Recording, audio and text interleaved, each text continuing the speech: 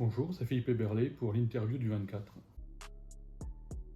Au niveau de ma carrière professionnelle, j'ai commencé en tant que pompier professionnel, puis durant 20 ans entraîneur des équipes de France donc de tir à la carabine hommes et femmes et responsable des entraîneurs juniors et cadets et tout ce qui est attrait à la préparation olympique de ces athlètes. C'est eu un professorat de sport, je suis revenu sur Belfort puisque le métier d'entraîneur national demande de nombreux déplacements et puis demande être en permanence avec les tireurs, donc c'est relativement usant. Et au bout de 20 ans, je crois que j'en avais fait le tour, donc je m'estimais ne plus être assez performant pour entraîner les équipes olympiques. Donc je suis revenu sur Belfort en tant que prof de sport au sein de la direction départementale de la cohésion sociale et de la protection des populations et davantage sur des actions, des dossiers de police administrative, donc tout ce qui est sécurité, réglementation des activités physiques et sportives, alors aussi bien des lieux de pratique que des associations, que des éducateurs, et jusqu'aux enquêtes administratives en cas d'accident grave, voire mortel, ou enquêtes pour tout ce qui est attouchement sexuel sur mineurs, ce qui malheureusement, on le sait maintenant et depuis quand même longtemps, existe dans le sport. Oui, alors j'ai été plusieurs fois médaillé en championnat de France. Sincèrement, je ne sais plus combien de fois. Je porte très peu d'attention et d'attrait sur le nombre de médailles de sélection ou autre. C'est pas ce qui m'est le plus important. Euh, Médaillé également donc en championnat d'Europe sur les trois disciplines, c'est-à-dire tir carabine 10 mètres, 50 mètres et 300 mètres. Et notamment, j'ai été donc 4 fois champion du monde, 2 fois double champion du monde en 1983, double champion du monde en 85 et entre deux champion olympique avec le record olympique durant les Jeux de Los Angeles de 1984. Donc ça remonte à pas mal de temps déjà. Alors il y a beaucoup à dire, hein. Il y a beaucoup à dire, surtout que au niveau de la fédération, on a travaillé sur deux pôles, c'est-à-dire au niveau des Jeux, il y avait le stand de tir qui était au bord du désert de Moab, dans un endroit très spécial aussi, très naturel, c'était très sympa. Par contre, le village olympique était à 2 heures de bus du stand de tir. Le stand de tir étant un peu désaxé du centre-ville de par le bruit, etc. Et puis les armes, automatiquement, c'était plus facile de sécuriser un stand de tir un petit peu à l'extérieur d'une ville qu'à l'intérieur. Donc voilà le choix des organisateurs. Et le choix de la fédération de l'époque, suite aux pré-olympiques. Les pré-olympiques, c'est une compétition internationale, un an avant les Jeux olympiques, mais sur le stand olympique, de façon à ce que chaque athlète puisse prendre des repères, voir un petit peu l'ambiance, etc. Et on s'est aperçu que 2 heures de bus le matin, quand les tirs commençaient à 8 heures, il fallait se lever à 5 heures, c'était problématique, etc. Donc la fédération avait jugé bon de louer des grands mobilhomes. Donc on était 2 par mobilhome, 6 places, alors c'était luxueux.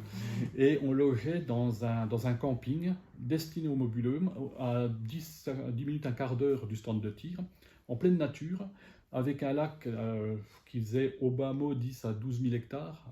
Donc c'était génial. Alors moi qui aime la nature, plus un ami Jean-Pierre Amat qui l'aimait aussi, avec lequel je partageais le mobilhome, c'était super. Donc il y a eu cette ambiance d'avant-compétition où nous étions un petit peu isolés, donc qui nous a permis également de bien travailler tout ce qui était préparation mentale, etc., de nous mettre un petit peu dans notre bulle. Et après, il y a eu l'aspect village olympique, que généralement tous les athlètes connaissent. Donc le village olympique, c'est une ville dans la ville, avec 3 axes. Une première couronne, on va dire, due à la sécurité, où vous devez passer avec des badges, etc. La deuxième couronne, où vous avez accès alors, au restaurant, boîte de nuit, salle de musculation, enfin, c'est assez génial. Et puis à l'intérieur, généralement, donc, le lieu de couchage, donc, où les athlètes, par délégation, fonctionnent un petit peu en interne. Alors, j'en reviens un petit peu au camping. Comme je vous disais, pour nous, c'était important parce qu'on était dans une bulle. Ça nous permettait, quand on ne s'entraînait pas, de pouvoir pêcher. Là, on a chassé à l'arc, hein, pour la petite histoire, avec l'argent de la fédération qui nous avait donné pour acheter à manger. Avec Jean-Pierre Amat, c'est un ami encore de toujours, on avait acheté un arc de chasse et il y avait tellement de gibier qu'on allait chasser pour les gars de l'équipe. Donc c'était génial, on était vraiment dans notre domaine. Ça nous a permis effectivement de bien fonctionner, de pouvoir faire la condition physique un peu comme on voulait. Le village olympique, alors c'est génial, par contre aussi ça peut être un grand piège. Ça l'est moins aujourd'hui parce que je pense que les fédérations, les ministères préviennent les athlètes. Je dis c'est un grand piège dans la mesure où tout est offert, tout est gratuit. Vous pouvez aller, enfin à l'époque, notamment Los Angeles, vous resterez de 4 heures du matin à minuit. Vous avez 7 ou 8 pays représentés dans la restauration, donc vous mangez tout, n'importe quoi et tant que vous voulez. Tous les 100 mètres ou 200 mètres, il y a des distributeurs de boissons, des distributeurs de glace, il y a des boîtes de nuit et compagnie. Donc si vous n'êtes pas effectivement axé sur la compétition, vous avez vite fait de déborder, de manger un peu plus que d'habitude, de boire un peu plus que d'habitude. Vous n'êtes plus dans les mêmes conditions que les entraînements et avec quoi vous avez fonctionné pendant des mois. Et puis là, un très bon athlète peut justement se laisser prendre par ce piège. Donc ça n'a pas été notre cas. Nous, on a vécu ça post-tir et ça a été vraiment une très très belle histoire. Le tir, ça peut être physique, bien que quand les personnes, les téléspectateurs voient un tireur, ça reste statique, certes, mais en très très haut niveau, automatiquement, c'est très physique. Donc, il n'y a pas que le tir, hein, il y avait des entraînements environ pendant les 8 mois avant les Jeux, c'était 6 heures de tir par jour, 6 jours sur 7. Mais il y a tout ce qui est l'aspect physique, donc footing, tous les 2 jours, c'était 1h30, 1h45, musculation spécifique, etc. Et alors pourquoi un tireur doit, justement pour être en bonne condition physique et pouvoir supporter la charge des entraînements, pouvoir supporter également, vous avez des tirs qui s'échelonnent entre 2h30 et 6 heures de temps, avec des armes qui font entre 6 et 12 kg, donc c'est pas évident non plus. Je prends l'exemple également, mais je pense que c'est un bon exemple. Un tireur est statique, bien entendu. Il l'est également dans des conditions extrêmes. On a tiré par exemple en URSS à moins 2 degrés, au Mexique à 40-42 degrés. Donc quand vous devez rester 5-6 heures à ne pas bouger en étant concentré, c'est extrêmement difficile. Et je prends l'exemple par exemple les personnes qui partent en vacances et se retrouvent dans les bouchons en pleine chaleur et ils doivent rester 3 heures dans leur voiture sans trop bouger. Ça commence vraiment à être pénible. Alors quand on fait du sport de haut niveau dans ces conditions-là, vous devez automatiquement avoir une très bonne hygiène de vie et une condition physique importante. Puis également pour tout ce qui est bien entendu oxygénation cérébrale, etc., pour être performant tant dans la discipline que dans l'approche que l'on en a par rapport à la préparation mentale.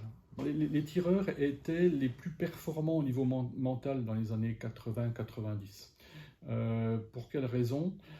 En tir, on se retrouvait toujours dans les 10e, 12e places, 15e places, sans trop comprendre pourquoi. C'est-à-dire qu'au niveau physique, on était aussi bon, voire meilleur que les autres athlètes. Au niveau technique, on était aussi bon, il n'y avait pas de problème. Donc pour nous, qu'est-ce qui devait faire la différence ? C'était la préparation mentale. Et on a vraiment fait un effort sur cette préparation mentale. Donc il y a divers chemins pour y arriver. Par contre, où ça a éclaté, et ce qui nous a permis de voir où on en était, c'était en 1983 lors des championnats du monde. Donc nous étions champions du monde en équipe et j'étais champion du monde en individuel. Et pour quelle raison ? Alors on n'a pas mieux tiré que d'habitude, on a tiré sur nos valeurs, on a tiré aussi bien. Toutefois, la veille de la compétition, les organisateurs ont annoncé un contrôle antidopage, ce qui n'avait jamais été le cas dans le monde du tir. Bon, pas de problème, contrôle antidopage. Et le lendemain, on était champion du monde et on a été les seuls à se prêter au jeu, à accepter un contrôle sanguin. Alors que généralement, c'est un contrôle urinaire. Et ils ont demandé si certains voulaient se plier à ce jeu-là. On a été les seuls. Donc, on a vu malheureusement que le tir était une discipline où les athlètes se dopaient beaucoup. Alors, en quoi ? Ils prenaient des bêta-bloquants, c'est-à-dire des régulateurs cardiaques. Ça ne les fait pas mieux tirer, mais ça les fait tirer dans les mêmes conditions qu'à l'entraînement, donc sans tension, sans stress. Et là, on a pris le pas sur toutes les nations. Et étant donné qu'on s'était vraiment préparé mentalement, on était prêt effectivement à surmonter beaucoup de stress, de tensions, qui font bouger, etc. et appréhender au mieux la situation. Pour donner une petite anecdote, j'étais dans l'avion à côté d'un basketteur de l'équipe de France et puis je pose la question, mais toi, qu'est-ce que tu fais comme préparation mentale quand un lancer franc, tu es devant le panier, est-ce que tu te visualises en train de lancer, le ballon rentrer dans le panier ? Il me regarde, il sait quoi ça ? Et au niveau de l'équipe de France de basket, en 1984, il n'y avait aucune préparation mentale. Et dans bien des disciplines, c'était ça. Donc on avait vraiment une longueur d'avance. Puis après, ça s'est démocratisé, et aujourd'hui, bien entendu, tout ce qui est aspect mental est très très important.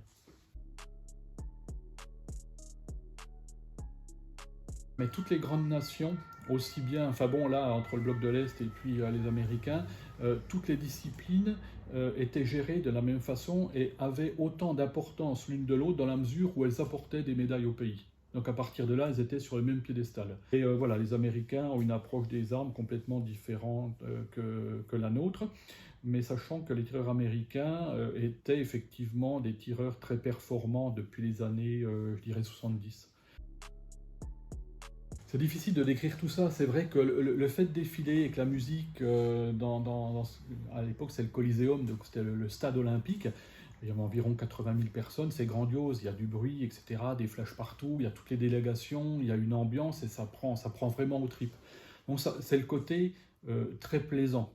Et on garde ce côté-là, heureusement, on garde toujours le bon côté. Mais il faut savoir que, juste avant, on est parqué des fois pendant 2-3 heures debout à attendre sous les gradins, à attendre à l'extérieur, soit il fait chaud, etc. Et là, c'est le côté un petit peu moins sympa. Mais c'est vrai que dès qu'on passe les portes du Coliseum, notamment, effectivement, c'est grandiose, on est pris d'émotion, on a, comme on dit, les poils qui se dressent, etc.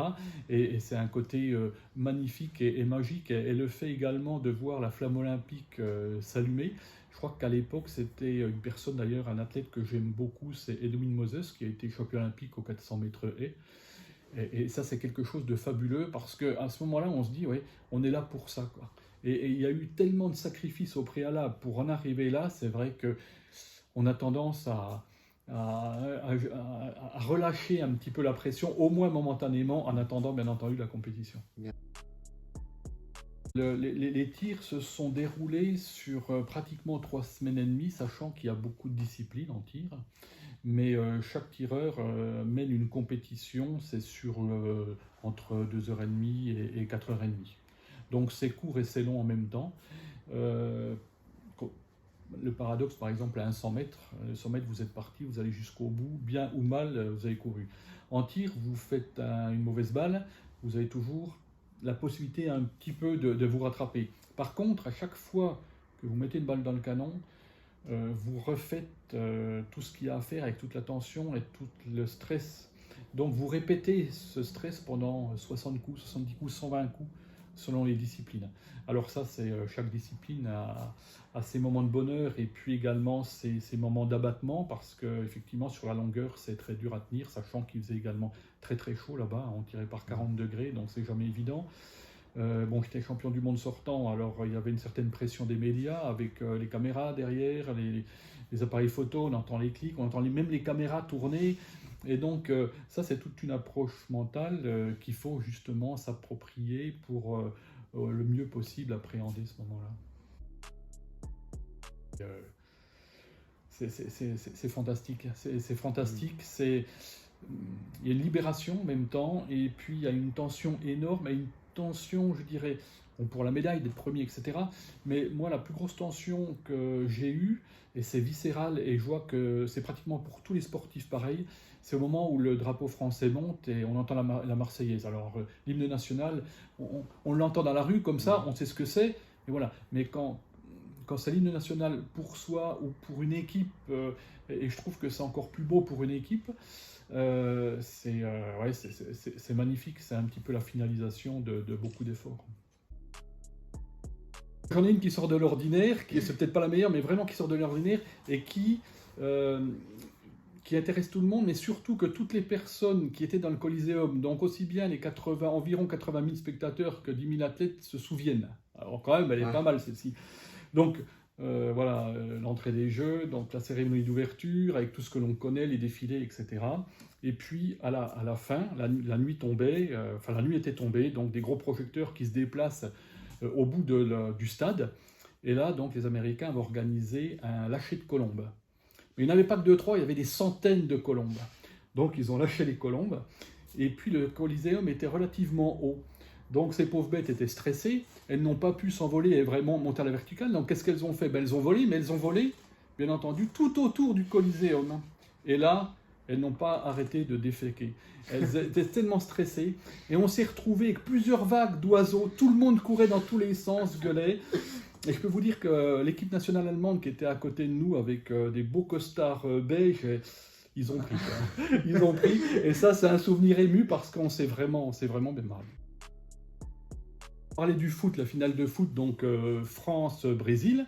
France gagne 2-0. Et nous, le comité olympique nous avait demandé d'assister, bien entendu, avec grand plaisir. C'était les derniers jours des Jeux au match de foot en survêt bleu, blanc, rouge. Donc tout le monde était en survêt bleu, blanc, rouge, pas de problème. Et puis nous avions rendez-vous avec mon ami Jean-Pierre Amat, j'en parle souvent. Donc avec Jean-Pierre, on avait pris rendez-vous avec des personnes qui voulaient échanger des pins, parce qu'à chaque Jeux Olympiques, les Français ont des pins bien définis pour ces Jeux-là. Et donc on avait rendez-vous en dehors du stand, c'était environ 1 km, 1,5 km sur une petite montagne. Donc dès que le match était fini, hop, nous on est partis et on a cavalé jusqu'à ce rendez-vous. Et ça a mis 1 heure, 1 heure et demie. Et donc on est redescendu de notre montagne et à ce moment-là, en arrivant, on voit donc le stade, des centaines, enfin des milliers de supporters, et notamment américains, parce qu'il y avait beaucoup d'Américains qui étaient venus voir le match de foot. Et puis, les athlètes français, tous les athlètes étaient partis, parce que le mot d'ordre, c'est de partir très rapidement après le match. Et on arrive en survêtement, au petit trot, et puis là, plein d'Américains nous regardent, et nous ont pris pour des joueurs de foot, parce qu'on était en bleu, blanc, rouge. Ils nous ont pris pour les joueurs de foot. Ils nous ont encerclés, on avait plusieurs centaines d'Américains, et ils voulaient absolument des autographes. Et là, on a signé des centaines d'autographes faux. Parce qu'on a eu beau leur expliquer. Alors je me rappelle, mon copain Jean-Pierre Amat qui avait un book, à l'époque Albert Rust, qui était de Sochaux, avait un book. Donc lui, il signait Albert Rust, et moi je signais Xuereb, qui était un des footballeurs de l'équipe de France. Et donc il y a des centaines de faux autographes qui traînent aux États-Unis. J'ai pris vraiment de la distance parce que je pense, peut-être à tort, je ne sais pas, que quand on fait une coupure, à un moment donné, il faut la faire. Il ne faut pas rester un petit peu un pied dehors, un pied dedans, parce qu'on devient mauvais dans ces cas-là. Donc j'ai vraiment fait une scission, et le monde du tir a énormément évolué. Je ne sais pas. Sincèrement, je ne sais pas. Je serais peut-être curieux, en même temps... je ne saurais pas donner une réponse aujourd'hui. C'est peut-être triste, c'est peut-être incompréhensible pour certains. Je sais pas. Peut-être que j'irai incognito effectivement sur un pas de tir pour voir un petit peu ce qu'il en est aujourd'hui, comment ça se passe, quelle en est la mentalité, etc. Je parle de mentalité parce que je pense que la mentalité et l'amitié, même dans un sport individuel comme le tir, c'est super important. On parlait des Jeux de Los Angeles, je parle souvent de Jean-Pierre Amat, lui a eu une enfance comme la mienne, c'est-à-dire en pleine nature, etc. On a vécu les Jeux effectivement vraiment en étant très intime. Moi j'avais été sélectionné dans une discipline, je lui ai même donné ma place dans une autre discipline pour qu'il participe aux Jeux. Et c'était vraiment de l'amitié pure. Et c'est pour ça aussi que dans le sport, quand il y a l'attrait de la compétition, mais en plus de ça, à côté de ça, il y a vraiment de l'amitié, il y a des choses que l'on partage. Et je crois que le fait de partager les choses est très important pour le bien de la compétition. Ça élève le niveau. Je connais des sportifs, quelle que soit la discipline, ne parleront pas de leur préparation ou de ce qu'ils font, en se disant je garde des petits trucs pour moi parce que ça me permettra de battre l'autre. Alors qu'à l'époque, on se donnait tout, et c'est ce qui nous a permis également de progresser, et de progresser dans une ambiance de compétition, mais en même temps amicale, et je pense que ça, c'est un grand bonheur. Une médaille olympique, recto verso. Donc les jeux sont indiqués ici, et puis la discipline, je ne sais pas si on peut le voir, est indiquée sur la tranche de la médaille. Voilà. Et pour toutes les personnes qui se posent la question, dans une médaille olympique, est-ce qu'il y a de l'or? Oui, il y a 9% d'or dans cette médaille. Voilà. Je ne suis pas prêt de la fondre pour autant, mais voilà, je la garde précieusement. Alors c'était Philippe Eberlé pour l'interview du 24. Alors en promotion, c'est surtout destiné aux jeunes, quelle que soit la discipline, et même ceux qui ne font pas de sport, mettez-vous à faire du sport, c'est quelque chose qui permet d'évoluer, de se sentir bien dans sa peau, et je crois que c'est une source de vie qui est très très importante.